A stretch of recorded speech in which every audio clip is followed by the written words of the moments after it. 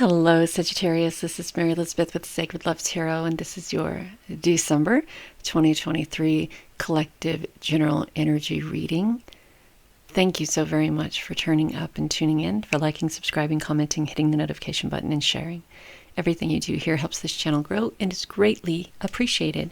So, Sagittarius, what are we feeling for you? I'm feeling a bit of anxiety. Being a Sagittarian this month has been completely difficult for me. Trying to get ahead, and then something gets in the way, and I have to focus on that instead of focusing on that. I've got a lot of things in the works. I'm opening up a website, taking life coaching courses, not just life coaching courses, accredited, certified life coaching courses, but also some other courses. So I've signed up for that, and so that kind of it's things that I have to do, and I know I have to do them, but there's this procrastination aspect, and I'm kind of feeling like not just the procrastination aspect of not being good enough, and that has followed me all my life, and that has been something that's been a real nail in my paw when it comes to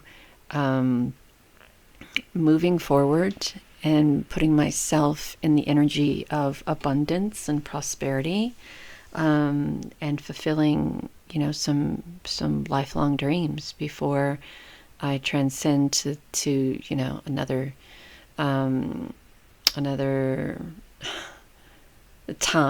another life, another picture show. And sometimes that's what it feels like. I'm in a picture show and everybody's watching and waiting for me to fail, or waiting for me to do something. It's kind of like they get bored and move on. So I don't know. Let's see what our energy is, though, fellow Sagittarians. All right, here we go. Energy around Sagittarius for the month of December. So the first card to pop up is Woman Holding Coin. Well, that sounds good. We also have Angel of Love. So we're stepping into a time of abundance and prosperity. And the Woman Holding Coin is also a time of nobility and royalty. So stepping upon your throne, putting on your crown. The black cat is good luck. The red is passion. The purple is nobility, royalty. She's holding on to this coin. She says, look what I've created for myself. I've not only created this for myself, but I want to be able to share it with you. So Sagittarius, it feels like just by reading this is that, and we have the fourth chakra, Archangel Raphael, that talks about heart. We have Angel of Love.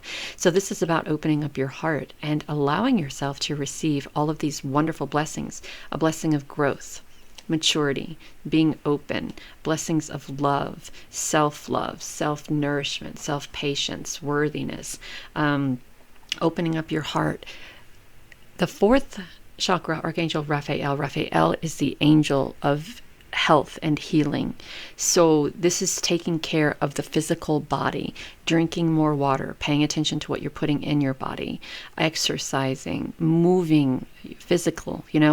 We all have that stagnant energy that builds up when we become lax, when we become stagnant. So we have to move out of that energy in order for us to manifest what is being presented to us in the month of December. So abundance, prosperity, luck, passion, royalty, nobility. That's funny because I have a backstory about that. And if you're here in January, I'll tell you the backstory about that. The nobility part, growth. And then the rest is all about allowing it in and loving ourselves. I mean, it doesn't, you can't, that's it. Loving yourself enough to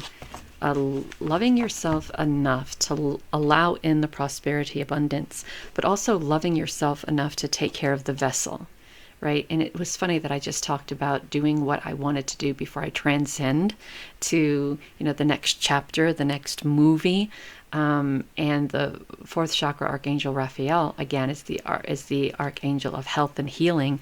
It talks about taking care of that physical body, so the transition isn't as soon as it could be, right? And loving yourself to be able to take care of your physical self, loving yourself enough to eat better, to do better, to meditate, to eat right, to nourish your temple, and to love yourself. So I love that. I love that energy. All right. My other two signs are Capricorn and Aquarius. So we'll see how this works out.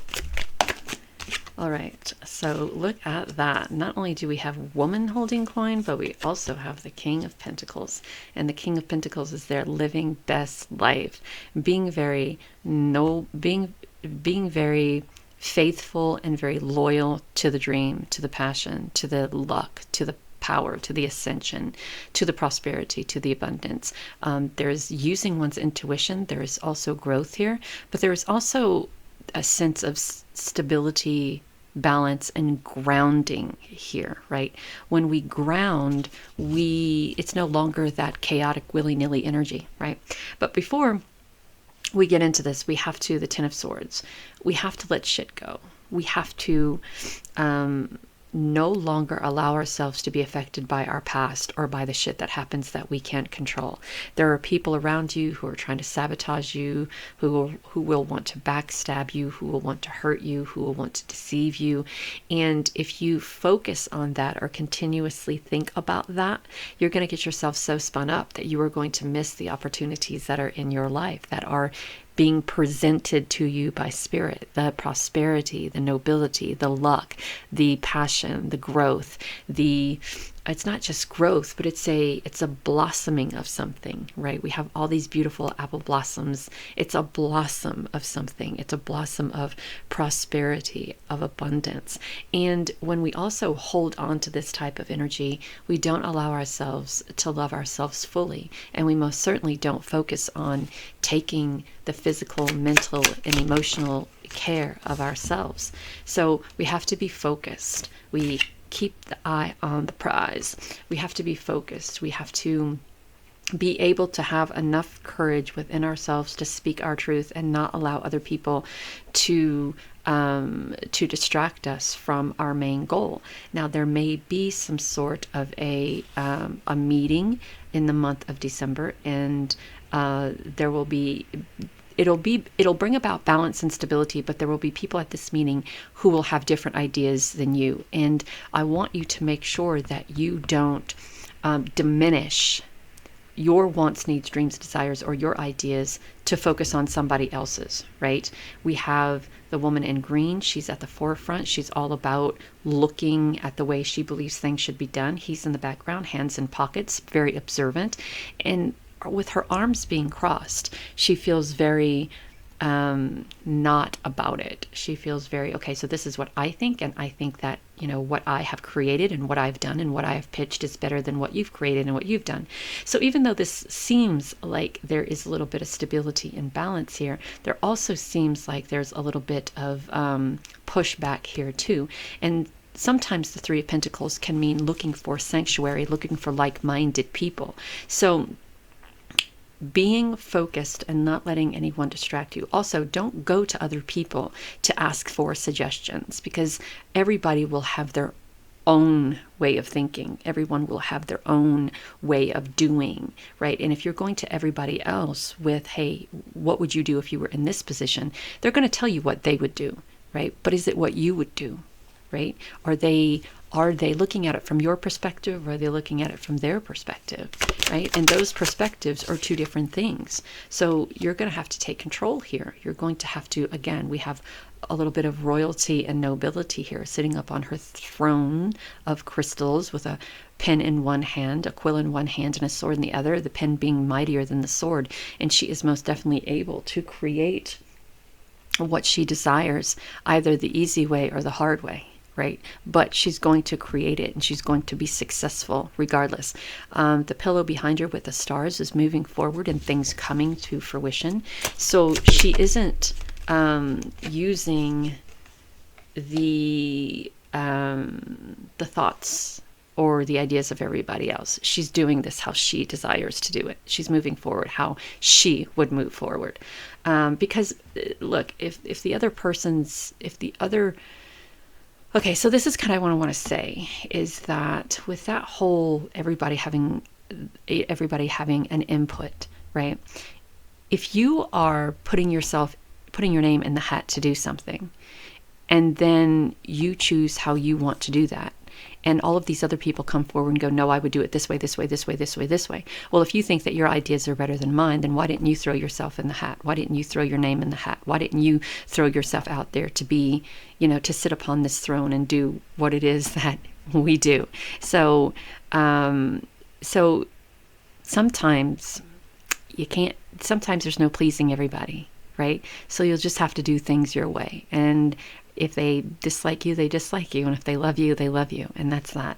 So the Empress is the mother figure of the tarot. She's divine feminine. She's full of prosperity and growth and ideas. And we have loyalty yet again, and the playfulness of the cat, and the stars at the bottom of her dress talk about wishes coming true, wishes and desires coming true. She's in a time of peace, but she's also in a time of passion. And the scepter lights up. The scepter is lit to allow people who are true to her passions to follow her, right? And what I want to say about that is that if you have all of these ideas, and if you feel that your ideas are more conducive to everyone as a whole, as opposed to the other ideas that are maybe not, and you ignite that scepter, that ignite that passion for those who believe in you to follow you, that is a beautiful thing. And if you can take those, oh, look at that. Oh, the Emperor. Come on now. There's not just the divine feminine, there's the divine masculine as well, right next to each other. Him being there for her, her being there for him. She is creating all of these plans. She's creating the foundation of whatever this is. She is planting all of these seeds, and he sits beside her with his scepter illuminated too, helping her through the time of dark, and she guiding him through the time of light. Very loyal, very playful but gentle. He has this plan laid out. There's a map, a plan laid out on what is to be done. And he kind of feels, that divine masculine of the Emperor feels like that that the plan that he has laid out for you, he has it laid out to benefit you. It's not like the Three of Pentacles to where everybody has their own opinion. This map is laid out for your success, for y'all's success. If this is a relationship, it's laid out for your success. If this is someone coming in to help you, he has that laid out for your individual success. If this is a significant other who is trying to help you through this time, then the success belongs to both of you. Oh yeah, come on, let's cut the cords, cut the cords, cut the cords, cut the cords. And as we cut those cords, doors open, and it's so wonderful to just let go and release old chapters, things that are no longer beneficial in your life. Just let that shit go, because when we let it go, other opportunities open for us, and they're better opportunities than the ones that we were faced with before, right? We have the cat down here weeding out the rat. We have death here cutting cords from being pulled in one direction or the other, or the other, or the other. And the Knight of Wands is in a very protective position, very creative and very powerful, but also very protective. And don't allow those people who may be up there causing all that havoc to distract you from these power play positions that you are in, with the Queen of Swords and the Death and the Empress and the Emperor. And now the Four of Pentacles is interesting here, because we are talking about being completely open, right? And accepting. And the Four of Pentacles has obtained all of this greatness. But there's a sense of feeling overly protective about the greatness that's been created, right?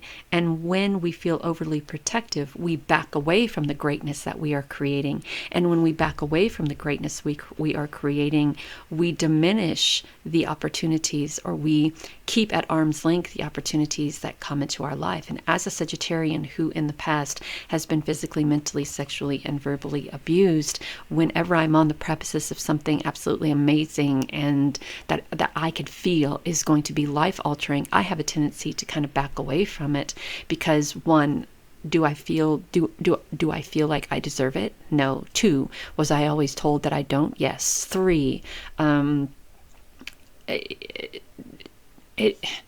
it's weird.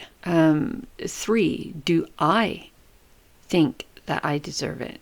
Do I feel like, and it's weird that even though I have spent almost all of my life trying to manifest prosperity and abundance, and when it opens, when I open that door to it because of the past, I immediately shut that door.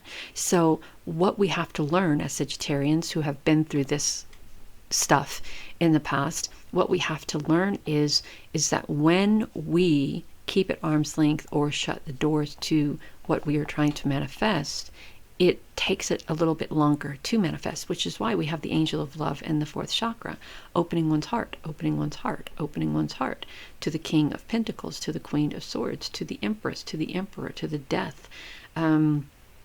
Opening one's heart for the opportunities that are being presented to you in December. Regardless if you get to sit on that throne or not, you are beautiful. Regardless if you get to sit on that throne or not, you are bountiful. And if you don't get the opportunity to sit on that throne, then you are opening yourself to so many other great and wonderful opportunities. But you may have to cut the cords of these things that have been holding you back in order to proceed forward. Because if you continue to keep attached to whatever this is, the doors aren't going to open, and they're going to remain shut and locked, and you're going to distance yourself from the abundance that is around you. So as you are cutting the cords, start unlocking some of those doors that you've locked. Start opening some of those doors that you've closed on yourself for quite some time. Your financial health is blossoming here. Oh, what I say, finding closure and walking away, closing that door, finding happiness. So we have to cut the cords in order for the doors to open. If we're not cutting the cords, the doors aren't opening, and every time that we push away the opportunities, the financial health, the happiness that comes into our life, we are putting just another deadbolt on the door. So for you, Sagittarius, financial health and happiness and opportunity is all around you, but there's a part of your life where you need closure, and you're going to have to figure out where that is. You're going to have to cut some cords in the month of December to, one, allow that financial health to come in, and two, to find the closure that you need. Yeah, that's going to be interesting. So let us see. Star seed. Guidance. You are not alone. You are guided by masters and teachers of the highest realm. Yes, and thank you for guiding me, and thank you for being here. We have fruition. Rest assured, your dreams and visions will come to fruition. Yes, and yes. One more. Inner alchemy. Your inner alchemy is achieved when you react to fear with love. So react to love in the month of December. Allow your dreams to come to fruition. Accept the guidance from the masters around you. Right? Allow this abundance in. Allow yourself to find that self-love that you've been denying yourself, Sagittarius, and start taking physical care of yourself. And what I want to say to you is that if you don't get what you assume to be the big prize, it's probably not the big prize. The big prize is what is going to be presented to you when you allow yourself to be the co-creator / manifester that you are. When you allow yourself to write your own story instead of other people assuming you to be who they think you are. The big prize is going to come when you start cutting cords and allowing doors to open instead of settling for the status quo and cutting yourself off from the energy of opportunity around you, right? Don't let anybody convince you that their ideas are better than yours. Allow that divine masculine to assist that divine feminine. If that is you or if that's two separate people, allow that to happen. And don't allow people to distract you with all of their noise, because it's cheap chatter. All right, Sagittarians, thank you so very much for allowing me to do this reading for you today. Know that you are divinely guided and loved. See? Right there. Talk soon.